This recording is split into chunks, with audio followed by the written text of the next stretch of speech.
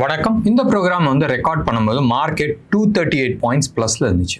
Around 230 பக்கமாக நம்ம record பண்ணுறோம். மார்க்கெட் இன்ட்ரெஸ்டிங்காக இருக்கு. நிறைய ஸ்டாக்ஸ் இன்னைக்கு அட்வான்ஸில் இருக்கு, பாசிட்டிவ் சைடில் இருக்கு. F&O ஸ்டாக்ஸில் 213 ஸ்டாக்ஸ் இருக்கு. அந்த 213 ஸ்டாக்ஸில் 171 ஸ்டாக்ஸ் பாசிட்டிவாக இருக்கு அண்ட் 47 ஸ்டாக்ஸ் நெகட்டிவாக இருக்கு. நெகட்டிவாக இருக்கிறது பெருசாக நெகட்டிவ் இல்லை.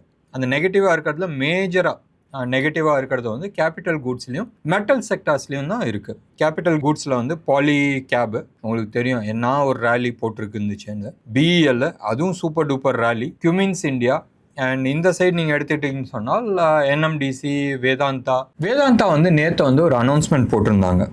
அவங்க மே 1 டேட் கொடுத்துருக்குறாங்க. அதாவது யார்கிட்ட மே 1 டே அவங்க ஷேர்ஸ் ஹோல்ட் பண்ணியிருக்காங்க, ஸ்டாக் ஸ்ப்ளிட் பண்ணும்போது அந்த ஷேர்ஸ் எல்லாம் அவங்களுக்கு கிடைக்கும்ன்றது. ஸோ இது ஒரு மேஜர் அட்வான்டேஜ். மல்டிபிள் ஸ்டாக்ஸ் உங்களுக்கு கிடைக்கிறதுக்கு சான்சஸ் இருக்குது. பட் ஞாபகம் வச்சுங்க, லிஸ்ட் பண்ணுறது கொஞ்சம் முன்ன பண்ண ஆகும். இதுக்கு முன்னாடி நம்ம டாடா மோட்டார்ஸும் நம்ம அது மாதிரி பார்த்தோம். இன்டர்நேஷ்னல் மார்க்கெட்டில் உப்புச்சப்பு இல்லாத ஓடிட்டு இருக்கு. உங்களுக்கு எல்லாருக்கும் தெரியும், நேற்றும் அதே மாதிரி தான் இருந்துச்சு, இன்றைக்கும் அதே மாதிரி தான் இருந்துச்சு. இந்தியன் மார்க்கெட் பாசிட்டிவாக இருக்கிறதுக்கு நிறைய காரணங்கள் இருக்குது. மார்க்கெட் ஓவராக போட்டு அடிச்சிட்டாங்க அண்ட் நிறைய விஷயங்கள் பாசிட்டிவாக இருக்குது. எஸ்பெஷலி ரிசல்ட்ஸ் எல்லாமே எடுத்துக்கிட்டோம்னா நிறைய பாசிட்டிவாக இருக்குது. நெகட்டிவ் சைடு நம்ம எடுத்துக்கிட்டோம்னு சொன்னால் international crude price, rupee valuation, gold rate ஜாஸ்தியாக இருக்குது. இதனால கரண்ட் அக்கௌண்ட் டெபிசிட் நிறைய இருக்குது. இது ஒரு சைடு. கரண்ட் அக்கௌண்ட்டில் ட்ரேட் டெபிசிட் ஜாஸ்தியாக இருக்குது. ட்ரேட் டெபிசிட் தான் இம்போர்ட் எக்ஸ்போர்ட்டை பேஸ் பண்ணி நம்மளுக்கு இருக்குது. எவ்வளோ இம்போர்ட் பண்ணுறோம், எவ்வளோ எக்ஸ்போர்ட் பண்ணுறோன்றது. அந்த டெபிசிட் இருக்கிறனால தான் உங்களுக்கு ருப்பியோட வேல்யூவேஷன்ஸ் குறைஞ்சிருக்கு. நேற்று மார்க்கெட் க்ளோஸ் ஆகும்போதும் 93 rupees 5 பைசாவில் இருந்துச்சு. இன்னைக்கு ருப்பி அகேன்ஸ்ட் யூஎஸ்டி 93 rupees 54 பைசாவில் இருக்குது. ஆல்மோஸ்ட் 50 பைசா ஏறி இருக்கு. ஸோ இது எல்லாமே நம்மளுக்கு மேஜர் நெகட்டிவ் ஆகிறதுக்கான சான்சஸ் நிறைய இருக்குது. And FAS this is one reasons அவங்க வெளியில் போகிறதுக்கான ஒரு காரணமாக இருக்குது. இன்டர்நேஷ்னல் மார்க்கெட்டில் வெயிட் பண்ணி பார்த்துட்டு இருக்காங்க. ஈரான் அண்ட் யூஎஸ் யார் எப்படி இது பண்ண போகிறாங்கன்றது. ஒன்று ஞாபகம் வச்சுங்களேன், ஈரான் டெஸ்பரேட்டாக இல்லையான்றது தெரியாது. அவங்களுக்கு போர் நிறுத்தம் பண்ணால் நல்லதுன்னு நினச்சிட்டு இருக்காங்க. பட் அவங்க டெஸ்பரேட்டில் இல்லை. யார் பயங்கர டெஸ்பரேட்டில் இருக்கிறாங்கன்னா, it is not even Israel, it is யூஎஸ்க்கு நட்டு கலந்துருச்சு கம்ப்ளீட்டாக. பயங்கர ப்ரெஷரில் உட்காந்துட்டு இருக்காங்க. ப்ரெஷரில் உட்காந்து இருக்கிறதுக்கு 2 ரீசன். ஒன்று, எக்கச்சக்கமான பணம் செலவழிச்சிருக்காங்க இந்த வார்னுக்கு. ஒன்று. ரெண்டாவது அவங்க எக்கச்சக்கமாக பாம்ஸ் செலவு பண்ணியிருக்காங்க, மிசைல்ஸ். அவங்க கையில் மிசைல்ஸ் கிடையாது. அந்த மிசைல்ஸ் இல்லாதனால அது மோர் நெகட்டிவ். அது இட் இஸ் அ செக்யூரிட்டி இது யூஎஸ்க்கு நிறைய செக்யூரிட்டி ப்ராப்ளம்ஸ் இருக்குது. நாளைக்கு சப்போஸ் அடுத்த முனையில் என்ன ஒன்று கொரியாவாக இருக்கும், இல்லாட்டினா தாய்வானாக இருக்கும். அந்த முனையில் போர் வந்துச்சுன்னா என்ன பண்ணுவாங்கன்றது தெரியாத ஒரு சூழ்நிலை. இப்போ என்ன ஆச்சுன்னா, மிடில் ஈஸ்ட் இருக்க கண்ட்ரிஸ் எஸ்பெஷலி UAE நஷ்டஈடு கேட்டிருக்காங்க. இவ்வளோ நாள் நீ கப்பை வாங்கினல, வசூல் பண்ணல, என் மிசைல்ஸ் கொடுக்குறேன், உனக்கு ப்ரொடெக்ஷன் கொடுக்குறேன், என் ஏர்ஃபோர்ஸ் எல்லாமே இருக்குது, நான் உங்களுக்கு பாதுகாப்பு கொடுக்குறேன்னு என்னடா கழட்டுனான்ற மாதிரி கேட்டிருக்காங்க. And they asked somewhere close about $250 billion நஷ்டஈடு மாதிரி கேட்டிருக்காங்க. நஷ்டஈடில் எனக்கு ஃபண்டிங் பண்ணுற மாதிரி கேட்டிருக்காங்க. சப்போஸ் யூஎஸ் UAE கொடுத்தாங்கன்னால் மற்ற கண்ட்ரியும் கேட்க ஆரம்பிப்பாங்க. எஸ்பெஷலி சவுதி அரேபியா கொடுத்து தான் ஆகணும். ஏன்னு சொன்னால் இந்த விஷயத்த சொல்லி தான் 1980s இன்ஃபேக்ட் 70s இருந்தே நம்ம சொல்லலாம், யூஎஸ் மிடில் ஈஸ்டில் இருந்து அந்த பெட்ரோ டாலர்ஸ் எடுத்துகிட்டு இருக்காங்க. ஸோ நினச்சி பாருங்களேன், திடீர்னு மிடில் ஈஸ்ட்காரங்க இல்லைடா நம்மளாம் நீ எல்லாம் தேவையில்லை, நான் ஈரான் கூட கூட்டணியாக நான் போயிடுறேன் அண்ட் நான் சைனீஸ் கரன்சியில் நான் பெட்ரோல் விற்க போகிறேன்னு சொன்னால் என்ன ஆகுன்றது கொஞ்சம் யோசனை பண்ணி பாருங்களேன். டீடாலரைசேஷன் இன்னும் ஃபாஸ்ட்டாக நடக்கும். ஸோ இந்த ஒரு பயம் ஒரு சைடு ஓடிட்டுருக்கு. ஸோ இந்த 2 பயம் யூஎஸ்க்கு இருக்குது. இது இல்லாத ட்ரம்ப் ஆஸ் அ பிரசிடென்ட் நீங்கள் எடுத்து பார்த்தீங்கன்னா பயங்கர நெகட்டிவ் ரேட்டிங்ஸ் ஆகிருக்கு. இந்த போரை ஜெயிச்சு இருந்தால் ஞாபகம் வச்சுங்க, it was a Gamble, right? இதுக்கு முன்னாடி இருந்த ஒரு 6 ஜனாதிபதிகள் அமெரிக்கா பிரசிடென்ட்ஸ் இந்த டிசிஷன் எடுக்கிறதுக்கு பயப்பட்டாங்க. ஈரானை அட்டாக் பண்ணுறதுக்கு நிறைய பேர் பயப்பட்டாங்க. இது ஒரு 20-25 வருஷத்துக்கு முன்னாடி பண்ணி இருந்தால் இது இவ்வளோ தூரம் வளர்ந்துருக்காது. பட் கை வைக்கிறதுக்கு யோசிச்சுணும். ஒன்று.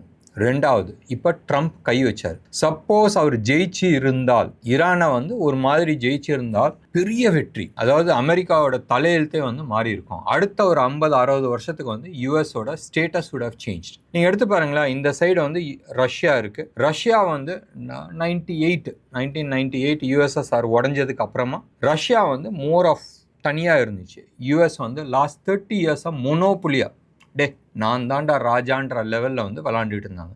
அது ஒவ்வொரு கண்ட்ரிலையும் அவங்க வந்து இன்வைட் பண்ணது தப்பு, நிறைய இடத்துல தப்பு. ஈராக்காக இருக்கட்டும், இல்லை குவைத்தாக இருக்கட்டும், லிபியாவாக இருக்கட்டும், இது எல்லா இடத்துலையுமே வந்து அவங்க நிறைய தவறு பண்ணியிருக்கிறாங்க.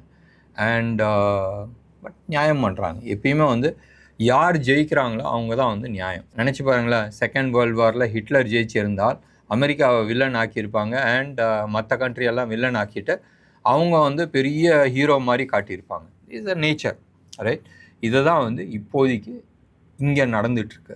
யூஎஸ் அன்லைக் வெனின்சுலா ஆர் சிரியாவில் வந்து டப்புன்னு வந்து முடித்தாங்க. It was a major setback for Russia. வெனின்சுலாவும் வந்து டக்குன்னு முடித்தாங்க, which is a major setback not only for Russia, சைனாவுக்கும். ஈரானை வந்து முடிச்சு இருந்தால் யூஎஸ்க்கு செம்ம மொனோபுலியாக இருப்பாங்க, பயங்கர ஸ்ட்ராங்காக இருப்பாங்க. இந்த கப்பம் கட்டுறதுல, இந்த ஜெமினி படத்தில் வந்து 2 பேர் பஜார் எனக்கடா சொந்தம்னு சொல்கிறவங்கள அது மாதிரி தான். அதில் வந்து யூஎஸ் வந்து கை ஓங்கி இருக்கும். இப்போ இந்த இது அடி வாங்கினதில் யூஎஸ்க்கு வந்து பயங்கர நெகட்டிவ். இதை வந்து ஏற்கனவே சரிஞ்சிட்டு இருக்க எக்கானமியில் வந்து இது பெரிய நெகட்டிவாக இருக்கிறதுக்கு வாய்ப்புகள் இருக்குது. இப்போ அமைதி வேணும்னு சொல்கிறது வந்து America, it is not Iran. ஈரானுக்கு வந்துச்சுன்னா லாபம், பட் ஈரான் வந்து நிச்சயமாக பெரிய லெவலில் டேமேஜ் வாங்காத, ரைட், டேமேஜ்க்கான கேஷ் வாங்காத விட போகிறது கிடையாது. இது ஒரு சைடு இருக்கும் போதும் ஏன் பர்சனல் டவுட். அண்ட் இன்றைக்கி வந்து ஒருத்தர் ஒரு நபரையும் வந்து ஒரு வெரி சீனியர் பர்சன், அவர்கிட்டையும் வந்து நான் பேசிகிட்டு இருக்கும் போதும் அவரும் வந்து இதே டவுட் தான் வந்து சொன்னார். எங்கேயோ ஒரு இடத்துல வந்து யூஎஸும் ரஷ்யாவும் பேசி வச்சுக்கிட்டு நடுப்புற இருக்கிற எல்லா ரிஃபைனரிஸும் அடிக்கிறாங்க.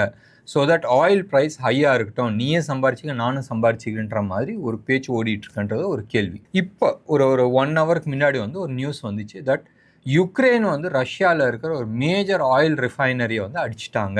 அப்போ யூஎஸ் வந்து வேணும் இடத்துக்கே வந்து உலகத்தில் இருக்கிற எல்லா ஆயில் கம்பெனியும் அடிச்சுட்டு, ஆயில் ரிஃபைனரிஸில் அடிச்சிட்டுனா பெரிய லெவலில் ஆயில் அபவுட் $130-140 போயிட்டு இருக்கும் போதும் யூஎஸ்ல இருந்து மட்டும் அவன் வித்துக்கிட்டு இருந்தா செம்ம காசு பார்க்கலாமான்னு ஒரு ஐடியா இருக்கான்றதும் தெரியல. இருக்கிறதுக்கு சான்சஸ் இருக்குல்ல, ஏன்னா யாருமே போய் இங்கே வந்து யூஎஸில் போய் பாம்பு பண்ண முடியாது. ஸோ இதுதான் வந்து மேட்ரு.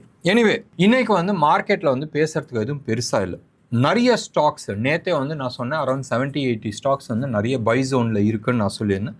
இன் பர்டிகுலர் பவர் செக்டர்ஸ்லாம் ரொம்ப நல்லா பர்ஃபார்ம் பண்ணியிருந்துச்சுன்னு நான் சொன்னேன். இன்றைக்கி வந்து ஒரு 5 ஸ்டாக்கை பற்றி நான் வந்து பேசுகிறேன். ஒன்று வந்து கிராஃபைட். Current market price 735. இதுக்கான இமீடியட் இலக்கு டே சார்ட் பிரகாரம் நீங்கள் எடுத்துக்கிட்டீங்கன்னா அடுத்த ஒரு 10 நாளில் வந்து 775 வரைக்கும் வரதுக்கான வாய்ப்புகள் இருக்குது.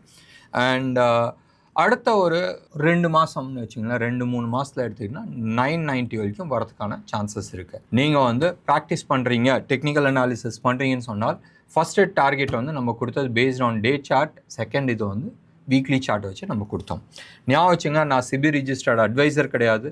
நான் டெக்னிக்கல் அனாலிசிஸ் நான் என் பர்சனல் ஸ்டடிக்கோசரம் படித்தது நான் வந்து உங்கள்கிட்ட ஷேர் பண்ணுறேன். இன்ட்ரெஸ்ட் இருக்கிறவங்க நீங்கள் உங்கள் ஹோம் ஒர்க் பண்ணிவிட்டு அதுக்கப்புறம் வாங்குறது புத்திசாலித்தனமாக இருக்கும். இதுக்கு அடுத்தபடியாக நம்ம எடுத்துக்கிட்டோம்னு சொன்னால் யூகோ பேங்க். நேற்றே வந்து நான் பப்ளிக் செக்டர் பேங்க்ஸ்லாம் நல்லா இருந்துச்சுன்னு நான் சொல்லிட்டு இருந்தேன். அண்ட் யூகோ பேங்க் வந்து 192 வந்து ட்ரேட் ஆகிட்டுருக்கு. சம்வேர் க்ளோஸ் அபவுட் 230 வரைக்கும் போகிறதுக்கான சான்சஸ் இருக்குது. எஸ்பிஐ சூப்பர் டூப்பராக இருக்குது. வீக்லி சார்ட் எடுத்து பாருங்கள், ரொம்ப நல்லா இருக்குது. ஸ்டேட் பேங்க் ஆஃப் இந்தியா 1108 வந்து ட்ரேட் ஆகிட்டுருக்கு. அண்ட் இது வந்து 1360 வரைக்கும் போகிறதுக்கான வாய்ப்புகள் இருக்குது. இந்த 3 ஸ்டாக்குமே நீங்களே வந்து ஸ்டாப் லாஸ் போட்டுக்கிறது புத்திசாலித்தனமான விஷயம். ஸ்டாப் லாஸ் இல்லாத ட்ரேட் பண்ணாதீங்க. இது வந்து எப்படின்னா பைக்கோ காரோ எடுத்துகிட்டு ஓட்டுற மாதிரி வித்தவுட் பிரேக், ரைட்? பிரேக் இல்லாத ஓட்டுவீங்களா, அது மாதிரி தான் வந்து ஸ்டாப் லாஸ். இதுக்கு அடுத்தது வந்து பவர் கிரிட் ரொம்ப நல்லா இருக்குது. 319 to 320 லெவலில் வந்து ட்ரேட் ஆகிட்டுருக்கு. இதுக்கான இலக்கு வீக்லி சார்ட் நீங்கள் எடுத்து பாருங்கள், 520 வரைக்கும் போகிறதுக்கான வாய்ப்பு இருக்குது. ஞாபகம் வச்சுங்க, 320 அந்த ஜோனில் வந்து ட்ரேட் ஆகிட்டுருக்கு. 520 வரைக்கும் போகிறதுக்கான வாய்ப்புகள் இருக்குது அடுத்த 6 மாதத்தில். இது வந்து வீக்லி சார்ட்டில் எடுத்து நாங்கள் இந்த டார்கெட் அச்சீவ் பண்ணோம். இதுக்கு அடுத்தபடியாக நம்ம எடுத்துக்கிட்டோம்னு சொன்னால் டோரண்ட் பவர் சூப்பர் டூப்பராக இருக்குங்க. டோரண்ட் பவர் கரண்ட் ப்ரைஸ் வந்து 1626 வந்து ட்ரேட் ஆகிட்டுருக்கு. இதை வந்து டே சார்ட்டில் நீங்கள் எடுத்துக்கிட்டீங்கன்னு சொன்னால் 1800 வரைக்கும் போகிறதுக்கான சான்சஸ் இருக்குது. அண்ட் வீக்லி சார்ட் நீங்கள் எடுத்துக்கிட்டோன்னு சொன்னால் 2800 வரைக்கும் போகிறதுக்கான வாய்ப்புகள் இருக்குது. 5 ஸ்டாக் கொடுத்துருக்குறேன். நீங்கள் உங்கள் ஹோம் ஒர்க் பண்ணிவிட்டு எந்தெந்த ஸ்டாக் எப்படி இருக்குன்றதை பார்த்துட்டு எங்களுக்கும் கமெண்ட் கொடுங்க. வாங்குறது புத்திசாலித்தனமாக இல்லையான்றது நீங்கள் முடிவு பண்ணிங்க. என்ன நேயர்களே, இன்றைக்கி ப்ரோக்ராம் உங்களுக்கு பிடிச்சிருந்துச்சுன்னா லைக் பண்ணுங்கள், ஷேர் பண்ணுங்கள். டெஃபினட்டாக உங்களோட கமெண்ட்டை நான் எதிர்பார்க்குறேன். நன்றி, வணக்கம்.